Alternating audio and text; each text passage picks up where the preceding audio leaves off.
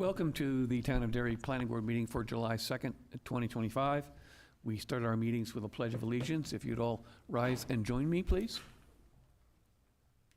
Pledge allegiance to the flag of the United States of America and to the republic for which it stands, one nation, under God, indivisible, with liberty and justice for all.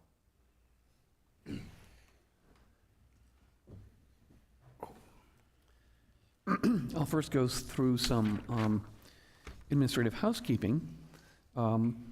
If you need to leave the building in an emergency, the primary exit is directly behind you where you came in. Should the alarm activate, the door to my right to your left will also be accessible. However, the elevator is not operational during an emergency, so if you need assistance, you'll have to wait for first responders to attend. The Planning Board voluntarily continues to offer remote participation. If any member of the Planning Board participates remotely, vote shall be by roll call. In order to attend this meeting remotely using a computer or a smart device, visit www.zoom.us on a web browser. Enter meeting ID 754-663-912. You may also participate by phone for audio only. Phone number is 646-558-8656, and enter the same meeting ID, 754-663-912. If you have any technical problems during the meeting, call 603-845-5585. If you're on the phone and you wish to be recognized, hit *9 to raise your hand, and once recognized, hit *6 to unmute yourself. I will now introduce the members and staff who are present tonight. To my far right is our alternate, Mr. Mousy. Good evening. Alternate, Mr. Wood. Evening. Planning Director, Ms. Rubido. Good evening. Planning Intern, Mr. Principato. Planning Recording Clerk. You guys keep switching on me. Caroline, Ms. Wilson. Town Council Liaison, Mr. Chase. Good evening. Member, Mr. Healy. Good evening. Member, Mr. Minervini. Good evening. Vice Chair, Mr. O'Connor. Good evening. To my far left is our Town Deputy Director of Public Works, Mr. LaRue. Member, Mr. Fishman. Good evening. Member, Mr. Churchiello, who represents the Town Administrator. Good evening. Secretary, Mr. Malaby. Hello. I'm Dave Nelson. I'm the Chair. First item on our agenda this evening is a matter of escrow, item number 25-18, Glencoe. Okay, so the parcel is located at 343 Island Pond Road. This was a two-lot subdivision. The request is to approve release number 1 in the amount of $7,981. This is a cash escrow, and the amount to retain would be $13,673.50. Mr. Chair, seeing nobody coming forward or issues, I so move. Second. Moved by O'Connor, seconded by Malaby to approve as presented. I will poll the board. Mr. Chase? Yes. Mr. Healy? Yes. Mr. Minervini? Yes. Mr. O'Connor? Yes. Mr. Fishman? Yes. Mr. Churchiello? Yes. Mr. Malaby? Yes. And the chair votes yes. Next item on the agenda is approval of minutes for June 18th, 2025. Has everyone had a chance to review those? And are there any errors or omissions?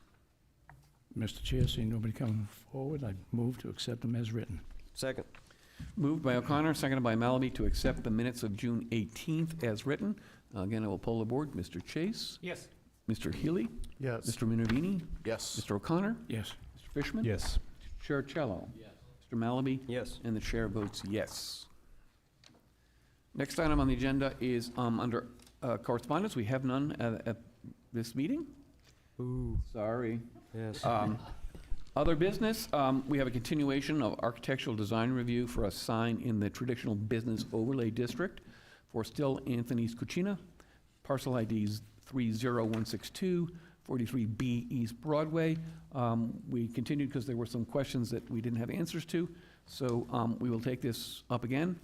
And I think Mr. Healy was the one with a most of the questions. Yes, so my question just for the applicant is, I know there's an awning there. If the awning is coming down and the sign is then replacing that, because I know before, prior restaurants had used the awning.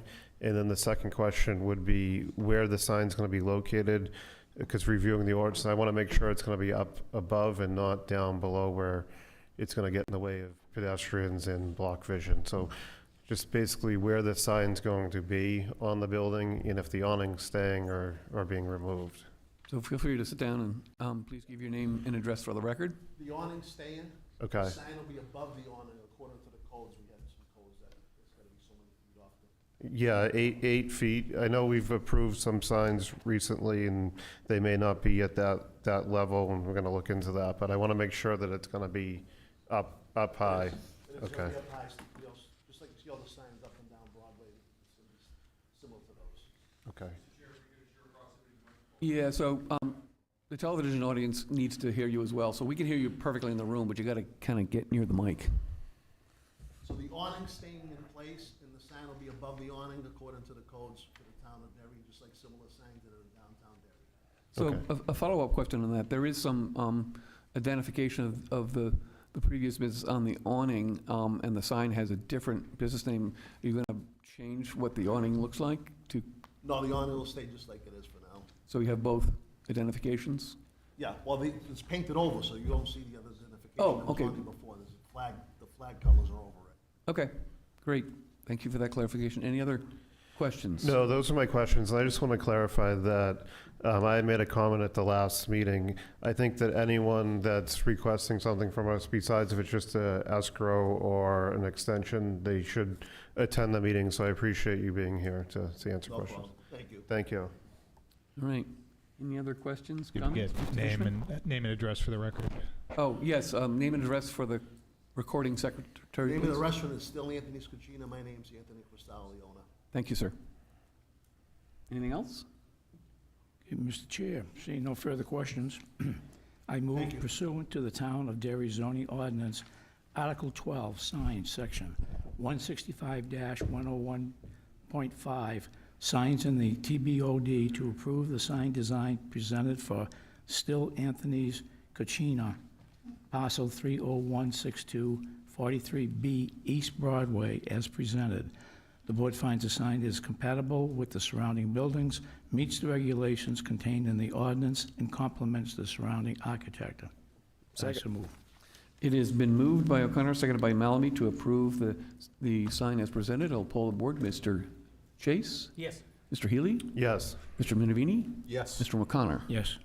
Mr. Fishman? Yes. Mr. Churchello? Yes. Mr. Malaby? Yes. And chair votes yes. Next on the agenda is a conceptual discussion per RSA 676:4, Roman 2, little a, little c, the Sharon Butterfield Revocable Trust for parcel ID 05069, 18 Cemetery Road, a proposed 5-lot subdivision. Good evening, Mr. Chair, members of the board. My name is John Cronin. Is that mic on? The little green light at Little the button on the base. base, green. Doesn't look it. See the silver button?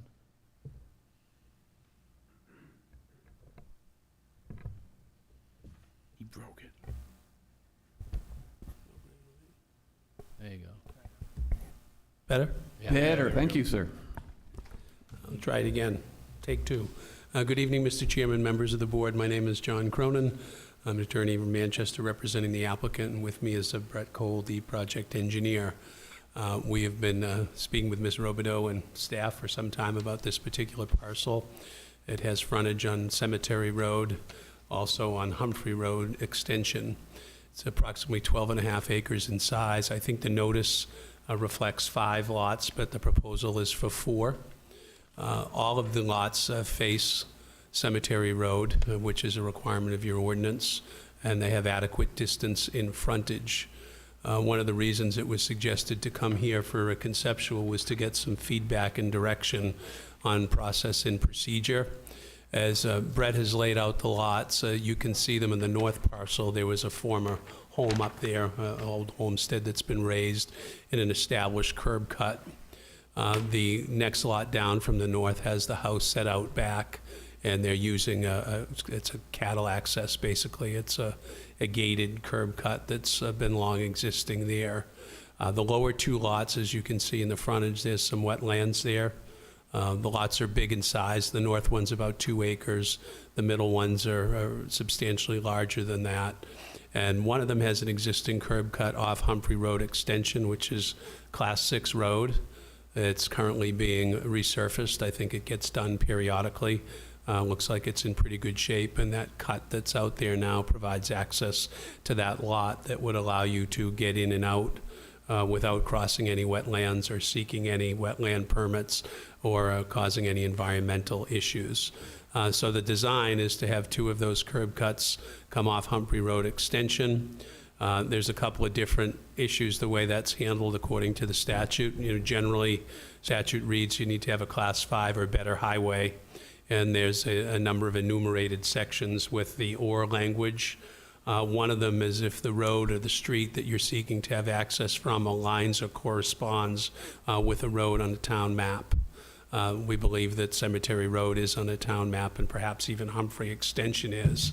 So we believe we would satisfy that prong. The second one that definitely could be relevant here is further down the list, which says you could get access off a Class 6 highway, provided you got governing body approval and signed the necessary waivers for public safety, which has been pretty standard fare until probably this week, where my understanding is the governor did sign the bill that will allow you to get access off a Class 6 highway without the need for a variance. I have had some conversations with Ms. Robideau about that, and I think the initial read on that is that would apply only to existing lots. So I suppose if you wanted to work with the law, you could establish a house on the Humphrey Road side and get that, and then subdivide the northern lots. But, we don't want to play those games. We want to get your feedback as what process you would like us to follow. We believe no matter what route we pursue, we can meet the criteria, and we just want to do what you feel is the best path. It's been represented to us that maybe that best path is to file a full application for subdivision here, have you review it, and make it be conditional on getting a variance and governing body approval of the waivers if so needed. We're happy to follow that path, but if you have other suggestions, we're also willing to follow those. So that's it. If you have any questions, Brett or I could handle it, and would be interested to hear what you have to say. Well, thank you. I haven't actually taken a drive out, so I'm not intimately familiar with that section of Humphrey Road. You mentioned that it is currently paved and has periodically been repaved? Not paved, it's gravelled. It's Gravelled. There's some work being done on it currently. I was out there about a week and a half ago. I don't know if that work has been finished, but it looks like new material has been spread across and being compacted, which you would typically see from time to time for gravel roads. I did mention in my initial remarks that there are a number of houses that already use that section of the road for their primary access.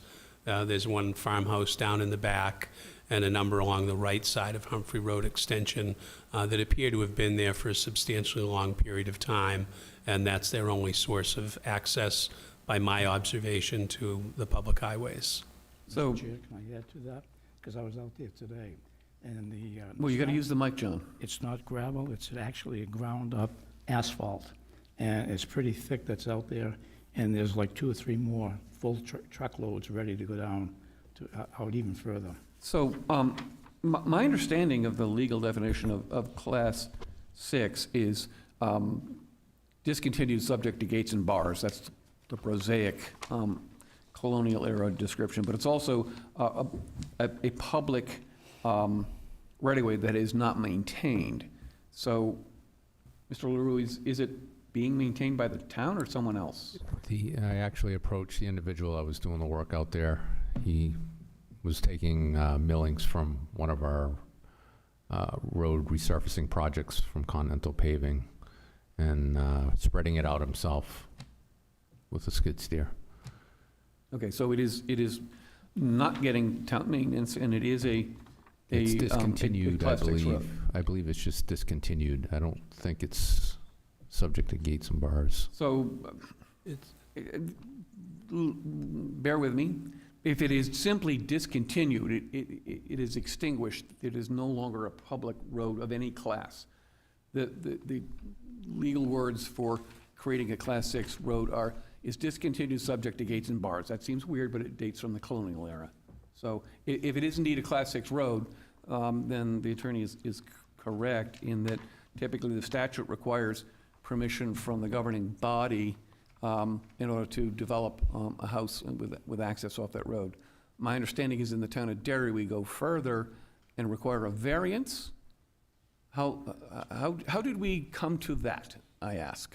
So our zoning ordinance says that in the land development control regulations say that all new lots shall front on town-accepted roads, and they should be paved, they shall be paved.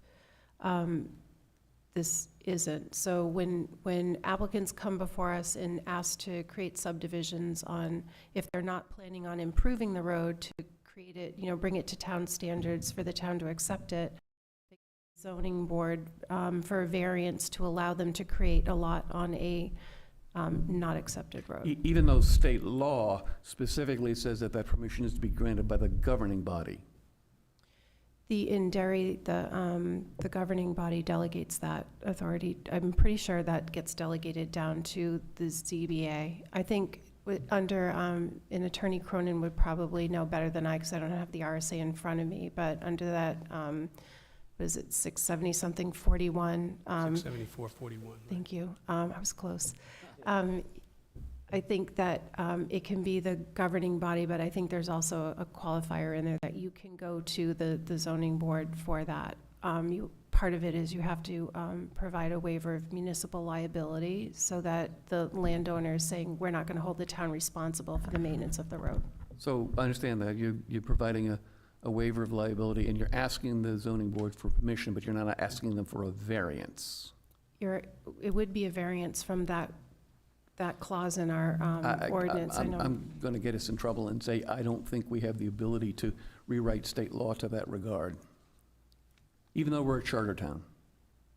So, but if that's the current practice, then we'll continue with that. We're happy to look into that further. That has been the direction that we've been given for years that we've followed. So, but happy to check with our legal counsel to verify that. Yeah, I do believe that the council as the governing body can delegate its responsibilities, but I don't know that since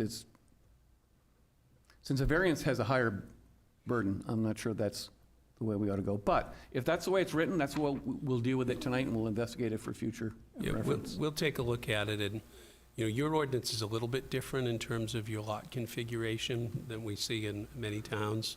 And that's not good or bad, it's just the way that it is. It talks about the lot facing the street. It doesn't say that you have to have access off your frontage, where many ordinances will say the area that you're counting as frontage is where your driveway or access needs to be. So typically when we go for a variance, it's to vary a specific section of an ordinance, whether it's section 1, 2, 3, and we ask for relief. I don't think there's any relevant section of your ordinance here on which to vary, but we're not looking for a debate here. I think, as I said earlier, we can satisfy the prong any which way it goes, and we'll follow the path that Ms. Robideau or the board wants us. So you're happy to make it contingent upon getting a variance from the ZBA? Well, I'd be happy to go to the ZBA. I think my argument to the ZBA under the Brookside case would be, we're here because we want to be cooperative and good people, but we don't think you have jurisdiction or need to give us a variance because we otherwise meet the statutory standards. But if you folks think we need a variance, we'll lay out the 5 criteria and ask you to grant it. Okay. And Mr. Chair, a lot of it can change if SB 281 is signed by the governor. It passed both the House and That goes the into Senate. effect in '26, unless they changed it over the last few weeks. Yeah, That's not They effective. refer to it as a waiver, not a variance. Yeah, okay. I know Mr. Chiricello had something. And Mr. Chair, just to be clear, the lots have legal frontage on Cemetery. I just want to make sure everyone understands that. It has the required frontage on Cemetery. It just brings a driveway off of Humphrey. So the Humphrey frontage on a Class 6 road is just an additional frontage to these lots. Right. Mr. Chichello? Yeah, I was just gonna Access is piggyback prohibited. on, am I on?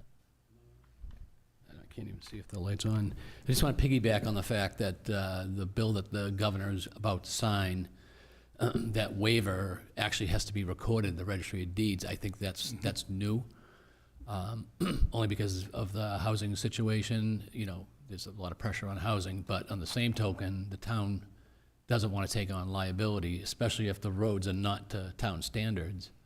Some of these roads are pretty rough. So you'd have to sign that waiver, and then it has to be recorded at the Rockingham Registry of Deeds. In every one of these I've done over the years in Class 6, and in more rural towns, it's pretty common. Waiver has always been required and signed, and if not recorded at the registry, certainly at the town hall, So- and our clients are more than willing to sign that. In terms of eliciting further questions, the issue of driveways on a Class 6 road, is that the only item that you wish to call to our attention that might require some sort of deviance from the regulations? The only other thing would be procedure. Typically, planning board won't take jurisdiction until all zoning issues are satisfied, but I know you have the power to make exceptions to that. If you want us to come here first, so you can evaluate it and then have us go to the ZBA, and I think there's a municipal association directive floating out there in these situations that said it may be wise to go to the planning board first in these circumstances. So you can look at the composition of the subdivision and say, yeah, if you can get by the governing body and the variances, we're okay with it, and make it a conditional approval. Yeah, so this is a conceptual consultation, so we're not going to give you any approvals. We're just No, going to give you I- advice. Mr. Chiricello? Yeah, thank you, Mr. Chairman. So I'm just curious for that really long driveway on, I don't know which lot that is, Lot 2. Yeah, What's the why, You know, you if- couldn't if- fit that closer up to the road at all, or? we certainly can. Mr. LaRue brought it up that most likely someone will not build that just because of the driveway cost, but there is beautiful land. I don't know if you guys have walked this. It's a very, very nice field. If someone did have the money to put a driveway in and build it back there, Yeah. it would be an amazing lot. But in reality, we'll probably move that building up closer towards Yeah. cemetery because realistically, someone will want to build it closer. Yeah, and again, I'm just thinking about the safety issue. If there was a Mm. fire there and the fire department had to drive down that driveway, if it's not wide enough, or, you know what I'm saying? You know, the buildings and the driveways located on this plan are placeholders. The lots will be sold as fee simple lots, and and the person that buys it will be able to situate the house where they want it. Mhm. They'll have to get a septic permit. They'll have to get a building permit with the town. At that point, they'll be able to situate the building where they want it. But we will likely move the building up closer Okay, so when we you come have to option- you You have for options final. on that lot? We do. Yep. Okay, all right, thank you. Are there any other comments, questions? Mr. Chase? I have a question for Attorney Cronin. So on this waiver of municipal liability, yes, I understand your current clients are willing to sign that, but will that be conveyed in the deeds to whoever buys the lot so that 10 years from now, somebody moves in there and says, I don't want to live on a dirt road, and pursue the town to upgrade that road to standards and pave it, and we're responsible for that? I think the gentleman over here talked about recording it, so it would be a covenant or a waiver that would bind and run with the land. It would run on And- the land, that's my and- question, and yes. Certainly, if the planning board gets this at a full application and wants to make that a condition of approval, we'd be happy to record that. Okay. Yeah, happy to accept it as a condition of approval. Any other comments or questions? It is. It'll be wells and septic. Anything else? All right, so you now have our feedback and suggestions. Thank you for coming in for a consultation. It's always very helpful. And my understanding is that probably before you come back with a formal application, you'll have dealt with the waivers and/or variances or whatever. We'll work with Ms. Robideau on that, and I think her recommendation was to come here first and then go to those other two bodies. So that Come was for the a formal- procedural piece. She's shaking her head. No? Am I mistaken on that? We generally always say variance first and then Okay. get the PB. That's yeah, that's the fine. Planning board approval, yeah. Yeah, go back over my notes, but I'm My mistake, I pretty sure. misunderstood. I thought you wanted us to come here, but no problem. We can pursue that, and we'll talk to ZBA and talk to the governing body and see how they want us to go forward. Great. Well, thank you very much. Thank you. Thank you, Board. Have a nice holiday weekend, everybody. You too. You too. Mr. Chair, before we move on, would you like to seat one of the alternates for Mr. Pelletier, or? I just noticed that we have a vacancy. Ah, that's true. It's up to you. So, Mr. Wood, would you please seat yourself for Mr. Pelletier?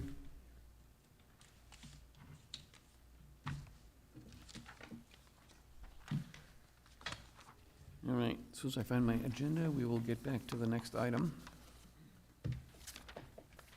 Next item is planning and director and chairman updates. So just a reminder, we're on summer schedule, so our next meeting will be August 6th. Looks like that is going to start to pack up with a few plans. We're hoping to also hold a workshop on the proposed zoning changes for the Gateway District. And the committee members can maybe provide an update later about that, but it's very hard to, finalize those changes and get them to the board. We are keeping track. Nick has been very diligently following and updating our spreadsheet for the state legislative changes, and so we're checking on that daily. Once the dust has settled, we will bring all of those proposed and applicable zoning changes to the board for review. Okay, great. Thank you. Yeah, wait. So, Mr. Churchill wanted to say something about one of them in particular, but I believe that what we will do is try to deal with all of them and in priority order of their effectivity date, right? Yes. Okay. So, does anyone from the Gateway Rezoning Committee want to give us a capsule of where you're at? Sure. We met this past Tuesday and as well as last week. On Tuesday, we're working on, I believe we've finished the neighborhood commercial language altogether in its draft form. We're currently working on, I'm not sure where we exactly ended up in calling it. We had previously referred to it as Industrial 7. That nomenclature may change, but we have a near complete list of additional uses, modified uses, a whole slew of new definitions. We've also kind of aligned everything against existing definitions found throughout the ordinance. Getting pretty close to it, working on lot requirements and some other details. Am I missing anything? I don't think so, no. Yep. It's been Just- pretty comprehensive. Plugging away, a lot of work, but we hopefully we'll certainly be sending out documents for the board's review and hoping to get some input or review on that at least ahead of our next meeting, because to do all of that at the workshop in August is going to be really late in the game. So I'd be happy to see them in advance. We have to be very careful about soliciting board review. I think that has to be in a publicly noticed meeting. Yep. I mean, and individual members review and, reading of the proposals or something. I'll chat with the planning director about the logistics of that. That can be difficult if everyone's sending in individual comments. I would certainly hope that we will have a solid first reading for both the amendments to the zoning ordinance as well as the amendments to the LDCR for the architectural design regs. And I see no problem with sending those out early so that people have a chance to thoroughly review them. But not sure I'm going to encourage folks to actually debate the content until we actually have the workshop. Unless someone wants to call short our summer vacation and have another meeting, but I think that's what we probably should do. Okay, yep. The committee meets again on, is it the 16th? Yeah. July 16th at 2 p.m. And we should have our drafts tightened up enough that the committee will be going through their final review of those drafts and making any tweaks, and then drafts would be available to send to the board. Okay, great, thank you. Next is a public hearing for JTC Ventures LLC, parcel ID 32054, 27 Mount Pleasant Street, for acceptance review of condominium conveyance for 2 units.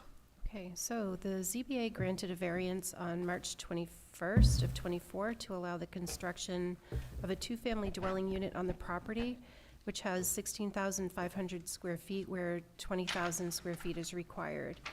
The previous structure had been a 2-family, but that was destroyed by fire in '21. The property is located in the MHDR zoning district, and the structure has an open building permit and is under construction. The request this evening is to convert the 2-family into a condominium form of ownership. Per statute, this qualifies as a form of subdivision. The declaration of condominium and the condominium bylaws have been prepared, and they are part of the planning board file. I have those if anyone needs to see those. The only comment that we would have would be that an address for each of the units will have to be obtained from the fire department, and separate parcel ID numbers would need to be obtained from the assessing department. You have suggested motion attached to the staff report. You also have a copy of the granted variance and minutes from the ZBA meeting back in March. The recommendation is to review the submitted plan and consider approval. Ryan Lavelle is here. Let me ask you, Of course. I used to live in a condo, so, and I'm sure there's multiple variations depending on what the condominium covenants say. But I was asking about the separate parcel IDs. Is it the intent that this be a condominium association that has individually owned land as opposed to all land held in undivided common interest? I think it's for the, we can check with assessing, but I think that they have always, it's almost like a duplex where you've got the 2 addresses for tax purposes. They're going to be held under separate ownership, so there'd be 2 separate tax bills. Is that correct? Yeah, they are Okay, under so 2 we would different need- ownership. Check on that, because We I will. used to live at Hillside Estates, Mhm. which was a condominium association. I owned my unit out to the, studs, but all of the building infrastructure and all the land was held In in common. undivided common interest by the condominium association, so there would have only been one One- parcel ID. So okay. I think duplexes are different than a Right. condominium form. They are. So Yeah, please check on that for me. yeah, I was Thank you. using it more for an analogy more than anything, but I'll speak with assessing to verify that, and, perhaps with that suggested motion, the board, we definitely need the addresses from fire, but perhaps it could be new parcel ID numbers as assigned by the assessing department as necessary. That Right. might be So let's appropriate. let the applicants give us their summary, and then we'll go to the board for questions. Hello, members of the board. For the record, Ryan Lavelle with Lavelle Associates. I'm representing my client, JTC Ventures LLC. The owner is beside me. Regarding the property at 27 Mount Pleasant Street, also identified as tax map 32, lot 54. To provide some brief background, this property previously contained a structure which has been removed by the current owner. In its place, a new duplex is currently under construction, as reflected in the plan submitted to the board. It's been sheetrocked. The kitchens are now being worked on, just for some context. The structure fully complies with all boundary setbacks, and Elizabeth noted the variance that was achieved. So other than that, it meets all zoning requirements. The property is also serviced by municipal water and sewer, which supports the residential use. While historically the process for condominium conversions hasn't gone through the planning board at times, it is my understanding that under current Town of Derry regulations, all condominium plans are now formally required to come before the board for review, so here we are complying with that process. The submitted plan clearly delineates the limited common areas for each unit, which ensures that future owners understand which portion of the property that they have exclusive rights to and which they don't. Each unit is identical in layout. 2 stories of living space with all 3 bedrooms located on the second floor. I can kind of change it to the sheets up above there that shows the unfinished basement. Then the next floor up being where the kitchen is, the living room, et cetera, and then you go to the next floor and you have all the bedrooms upstairs. It's mirrored versions of themselves, typical duplex.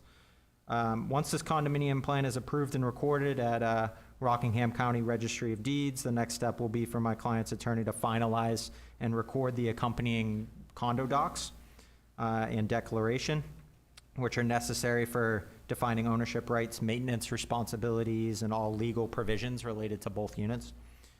These documents ensure clear and fair delineation of responsibility between the unit owners and is a legal statute. With that, I thank the board for the time and consideration. I can answer any questions, and the owner as well, if there's more specific questions, can also. Well, maybe at this point, we could have a motion to accept jurisdiction. I so move, Mr. Chair. Second. It has been moved by O'Connor, seconded by Malby to accept jurisdiction. Poll the board, Mr. Chase, Yes. Mr. Healy, Yes. Mr. Minividi, Yes. Mr. O'Connor, Yes. Mr. Fishman. Yes. Mr. Chuccello. Mr. Wood. Mr. Malby. Yes. And the chair votes yes. There is no requirement for regional impact. The public hearing. Second. Moved by Churchill, seconded by Malaby to open the public hearing. All those in favor say aye. Aye. Public hearing is open. Is there anyone either online or in the audience who has questions or comments regarding this application? Seeing none, let's bring it back to the board. Mr. Churchill. Am I on? This light doesn't light up. Just a quick question on each unit's going to have their own utilities servicing its own individual side, correct? So there's no common water lines at all that run through? My name's James Kern. I'm the owner and manager of JTC Ventures. Okay, We have separate water and separate sewer going into both units. okay, good. And then my next question is, I'm assuming that because it's going to be condo, that you'll have an arbitration agreement in place? Because typically what these do is the way they're supposed to work, they don't always do it this way, is there's basically somebody who's the president and somebody who's the treasurer, and then there's money put away for future fix-ups. Now, I understand it's new, so it's not going to be that important now, but down the road, that's the way these are supposed to work. And a lot of times you don't see it. It just falls by the wayside. And so sometimes you see these condos, one owner may want to do the new roof or change the siding color, and the other side says, I don't want to do it. And sometimes you come into these conundrums, you know what I'm saying? That's why it's important to have the condo docs approved by the AG's office and everything's done the proper way. But the arbitration agreement just basically says if the 2 neighbors can't agree, they'd both agree to go to arbitration before they go to court to try to work out things.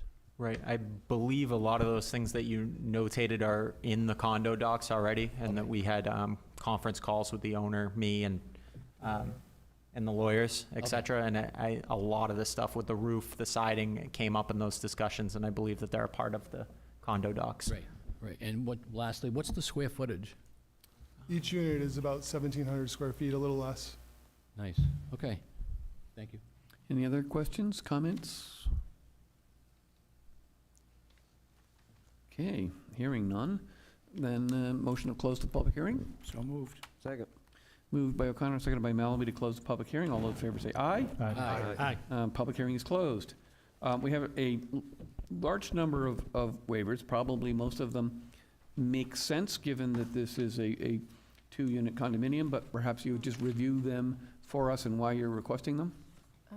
I don't have a copy of the waivers right in front of me. That's the one thing I forgot. No, that's a different plan. I was going to say, I don't remember doing any waivers. What? It's a different plan. So there should not be any waivers. Everything should be Yeah, on. I didn't think I was requesting any. It was confusing. That's for 71 Birch. The one that says use this one? That's 71 Birch. All right. Yep. Where's the one I'm supposed to be looking at? All right. So moving on to findings of fact. Mr. Chair, the board finds the proposed plan does not alter existing conditions which would affect access to the lots, ensuring the health, safety, and welfare of the neighborhood remains unchanged as a result of the creation of the condominium.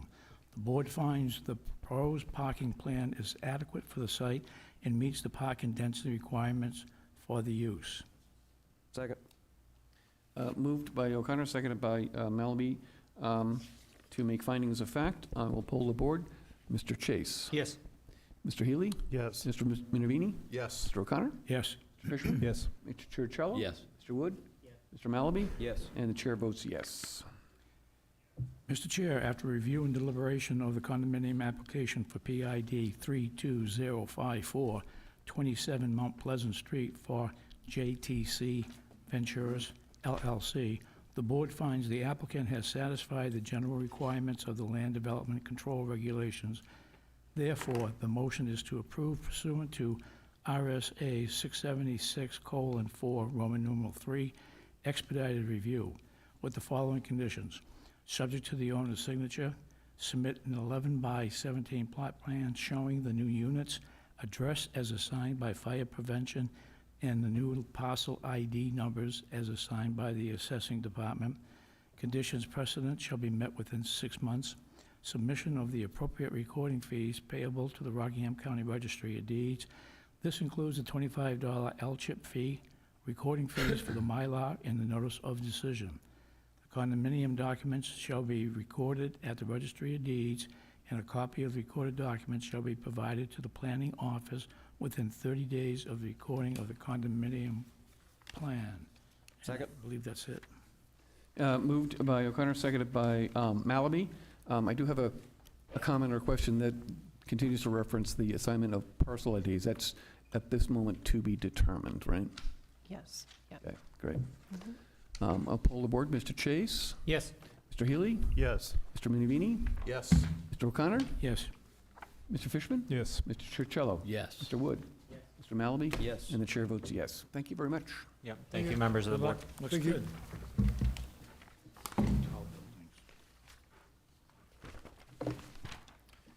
And next on the agenda is a second public hearing for 71 Birch Street LLC, parcel ID 28002, 71 Birch Street, acceptance and review of a site plan amendment for the addition of a wetland crossing. All right, so Liz has let me do this one for staff stuff. So I'm going to give you the introduction and background right here. The applicant is requesting to amend the previous approval of the Derry Planning Board granted on March 20th, 2024 to include driveway crossing. The lot is in the Office Medical Business District, which requires 125 feet of frontage, a 35-foot front setback, and 20 feet of rear and side setbacks. If approved, this would allow for the construction of the driveway crossing to be done at the same time as the construction improvements for the front building. As this access drive crosses a wetland, a conditional use permit is required.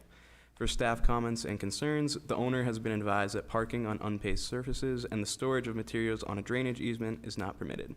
The proposed access driveway leads to an unpaved area at the back of the property that has been used for the storage of materials and machinery in the past. The board determined regional impact for the original site plan on March 20th, 2024, therefore will not need to make an additional determination. There were 4 previous waivers granted back in 2024. Those are landscaping ones. And then there are 9 additional waivers that are mostly checklist items that the applicant can go over during their testimony. Okay. Thank you. May I have a motion to accept jurisdiction? So moved. Moved by Malaby. Seconded by Chiricello to accept jurisdiction. I will poll the board. Mr. Chase? Yes. Mr. Healy? Yes. Mr. Minervini? Yes. Mr. Fishman? Yes. Mr. Chiricello? Yes. Mr. Moore? Mr. Malaby? Yes. And the chair votes yes. And at this point, let's have a motion to open a public hearing. Second. Moved by Chair Chalo, seconded by Malamedy, to open the public hearing. All those in favor say aye. Aye. Public hearing is open. Any members of the public who are in the room? Well, there's no one in the room. Or anyone online has any questions? None online. So back to the board. Any comments or questions on this application? I guess I have one. What are we approving here? Could it be explained a little bit to the board? I couldn't quite hear you. What are we looking to approve? What are the changes that we're looking to be approved for us? What other changes? So good evening, Mr. Chair, members of the board, Liz, Lucy, Nick, Tom, and of course, Mark. So the changes, I'm just gonna read this. Okay. So we're here tonight for a site plan amendment on 71 Birch Street. The property is located at Shutes Corner in the interstate of Birch Street and Kettle Pond. The lot is 2.7 acres in the OMB zone. The project was approved by the board on March 24th and is currently under construction. We are proposing a site plan amendment to construct a 20-foot wide paved driveway across the wetlands to access the rear portion of the lot, which is approximately an acre, maybe a little more. The amendment would allow the driveway to be built while the front is still under construction. The reason we want to do it now is because the original site plan calls for a wall to be built right where the entrance to this access would be. We don't want to build the wall there and then have to tear it down to put this in. This would avoid any further disturbances to the front commercial operation or unnecessary removal of newly constructed improvements like retaining walls, pavement, guardrails. 24-inch culvert will be installed to allow water to continue to flow across. In the future, we would like to utilize the rear portion of the property for additional storage space, equipment, supplies, necessary business in a garage. Conditional use permits request as part of this plan, we are asking for a conditional use permit for the wetlands impact. The impact is 4,000 square feet and is within the Wetlands Conservation Overlay District. Permits, we have in New Hampshire DES wetlands permit for the driveway crossing with no restrictions. We are requesting that the following waivers. Minimum driveway width. We are asking for the waiver to allow the driveway to be 20 feet instead of 24 feet is required. The reduction in width would reduce the impact to the wetlands. Employee-only signage will be installed on the entrance of the driveway. So this would only be for employees, no public. So let me jump in there. In the past, we've had issues with driveway width. My understanding from your narrative is that this access drive will access a future building that we haven't seen yet, that you will potentially at some point come back and ask for another amendment to build a building, and it's going to be a storage building and some other uses potentially, because we don't really know what it is. In the past, the fire department has had concern about not maintaining a 24-foot width in order to get fire equipment back there, and it, with no building there, I don't think it matters, but eventually when there's a building, they may come back and say, well, no, it really needs to be 24. So I want to get that out on the table while you're in the process of building this access drive before it gets to a future plan where it becomes an issue, so. During TRC, Mr. Chair, the fire department indicated they were satisfied with the 20-foot width. Even though they knew there was a building going back there? Yes. Okay. Very good. Thank you. Keep going? Yep.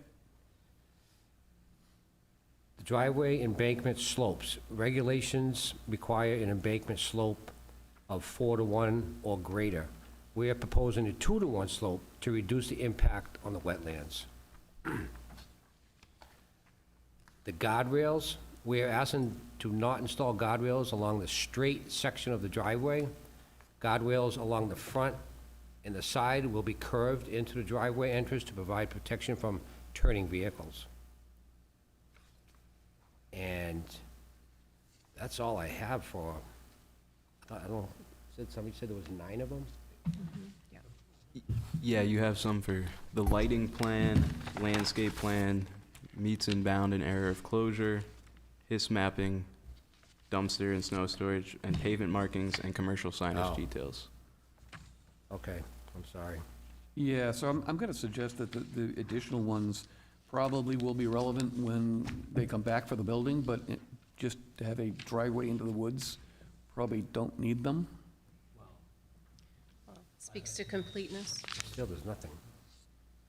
Um, There's really Yeah, only, but that's relative to the existing site plan, right? Yeah, I don't see it marked there.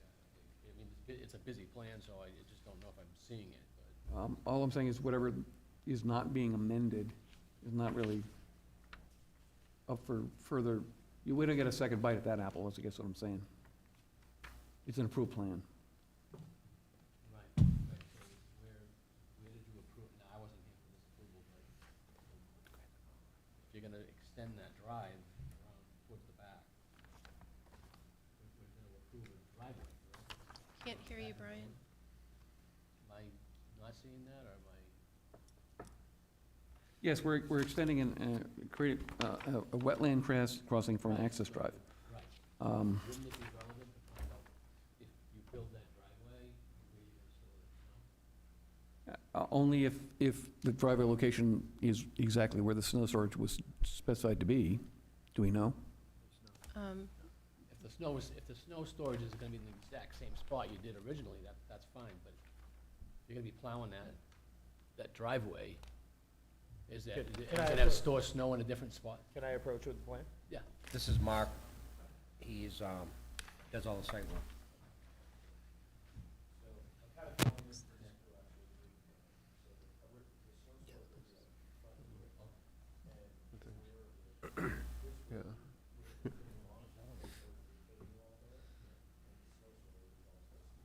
You guys speak into the mic.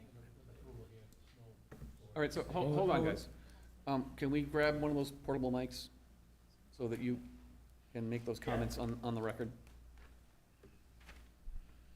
So to answer the question that was asked, if you look at it, the original site plan shows snow storage up towards Birch Street. Nothing changes by the driveway being built in the rear.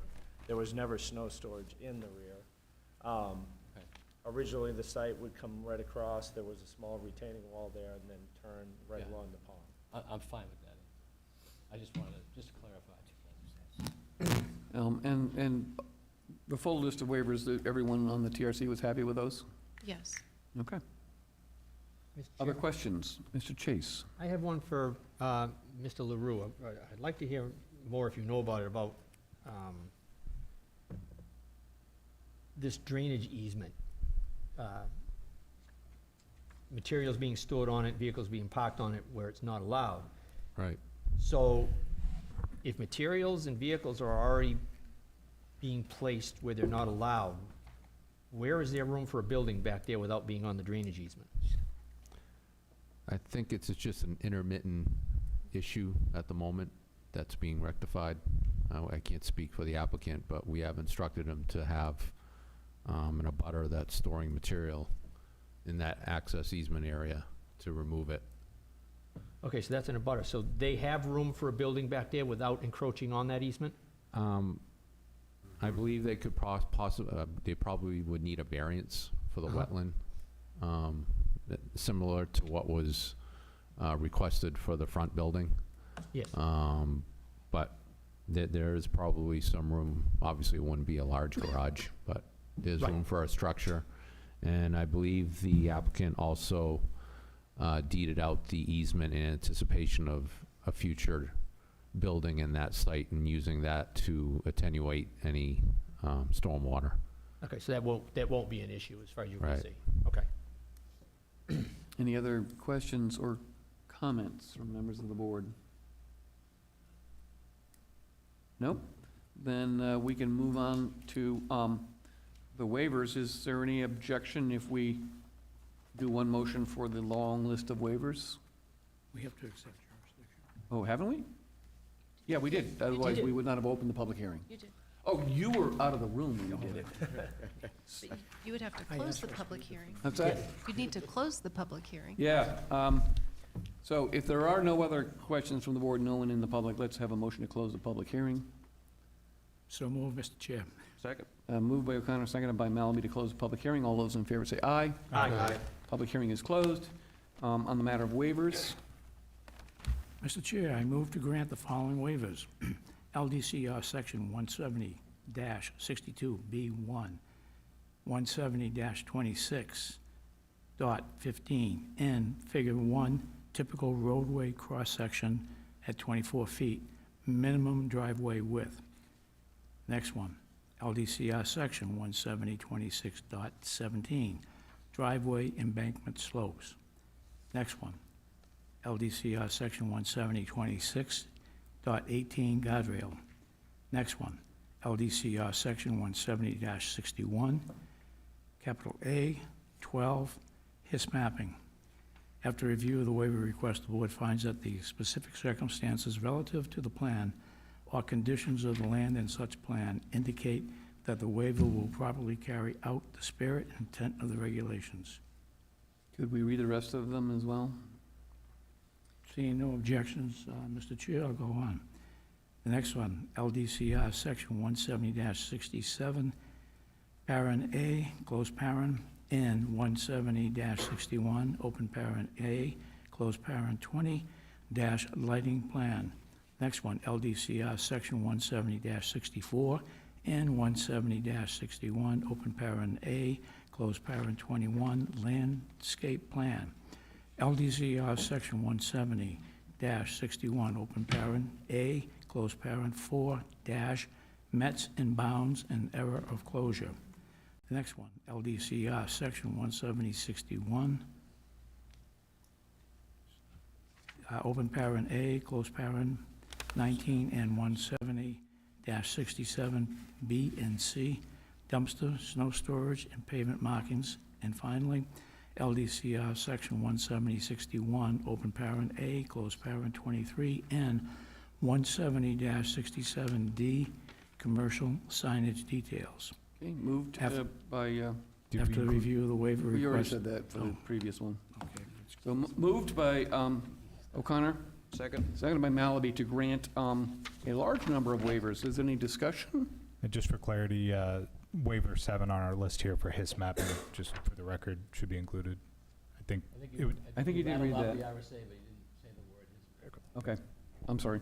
I thought I heard it, but Yes, ma'am. maybe not in the microphone. Is, and you're on, it's on water and sewer, right? The building is with water and sewer? The building has a public water, private sewer. If you look at the very, here,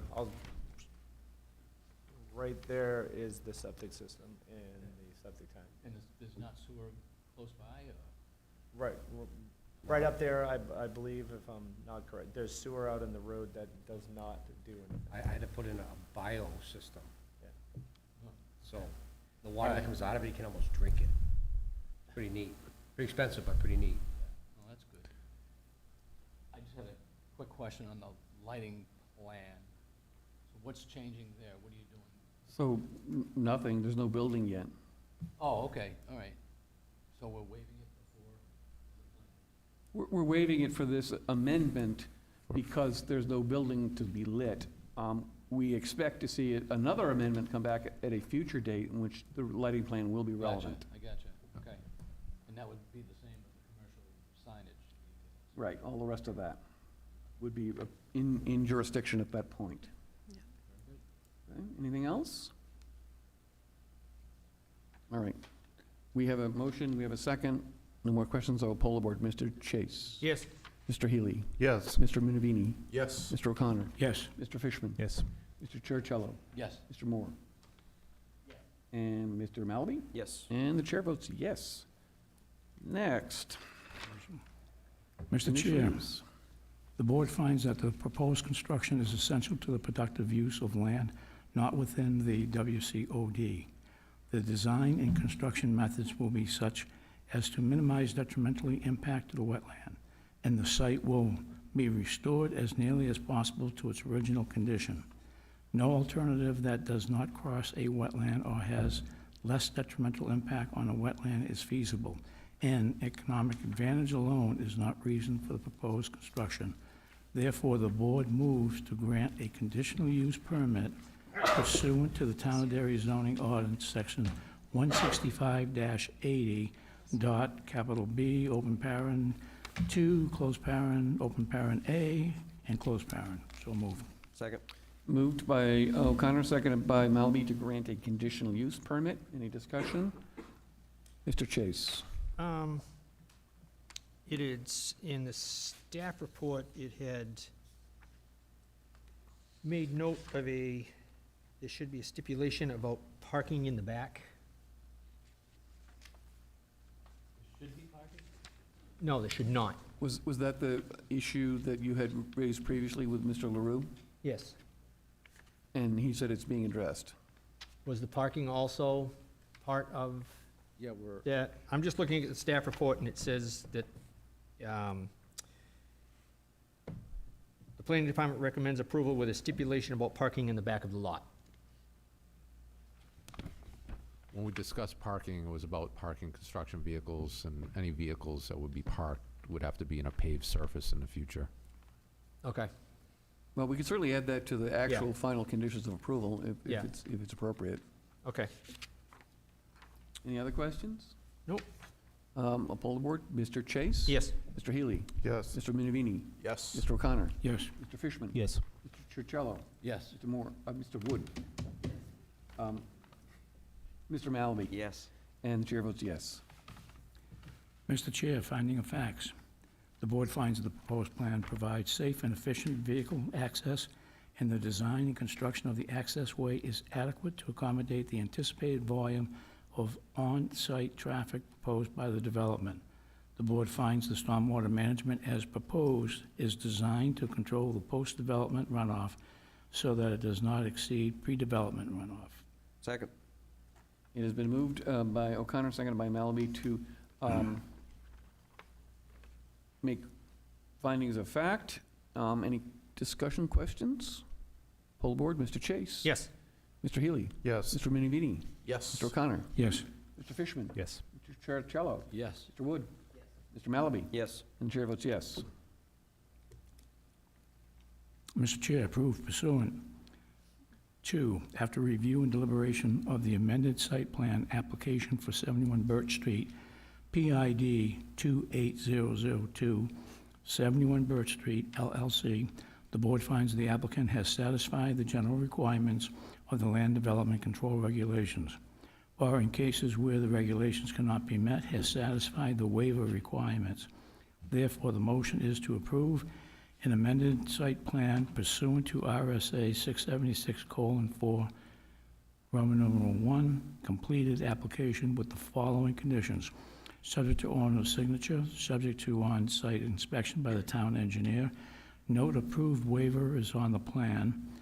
Obtain written approval from the planning director or designee that the GIS submission is received and is operable and complies with the LDCR section 170-61C. Subject to receipt of applicable state and local permits relating to the project. Conditions precedent shall be met within 6 months. Submission of the appropriate recording fees payable to the Rockingham County Registry of Deeds. This includes a $25 L-chip fee, recording fees for the Mylar, and the notice of decision. I so move. So, before we move on, friendly amendment, Mr. LaRue, can you suggest another condition that would encapsulate the restrictions on what can happen at the end of this access road until such time as there's a further amended site plan? Parking, storage, whatever. Well, there is a note on the plan. If you look at the left-hand side, note 29. Excuse me, 28, excuse me. No stockpiling of aggregate materials is allowed on site. And prior to issuance of occupancy permit, any remaining piles must be completely removed. That was an added note that we, and then, we discussed not parking vehicles. I don't recall how we left it. I don't know if Liz recalls how we left that. That there wasn't to be parking unless it was on a paved surface. Right. All right, so maybe we get have a friendly amendment to extend the note 28 to exclude parking of vehicles until the surfaces are paved. And technically, the driveway access will be paved. So, yeah, I'll have that opportunity. Then I'll accept that as a friendly amendment. Any further discussion? Mr. Chase? Yes. Mr. Healy? Yes. Mr. Minivini? Yes. Mr. O'Connor? Yes. Mr. Fishman? Yes. Mr. Turcello? Mr. Wood? Mr. Malaby? Yes. And the chair votes yes. Okay, great. Thank you very much, gentlemen. Thank you. Good luck to you.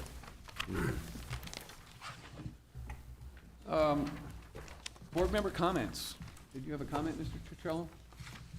Yes. Can you hear me?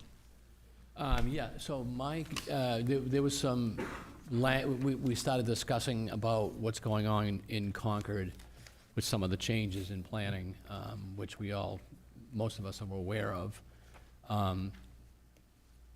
The one in particular bill that has really kind of piqued my interest as far as what I think we need to be on top of as soon as possible, because the day the bill actually takes effect, July 1, which is already there. It is on the governor's desk. I don't know if she signed it or not, but both House and Senate has approved it. So it's probably not going to be vetoed. It's HB 577. It's the accessory dwelling unit detached.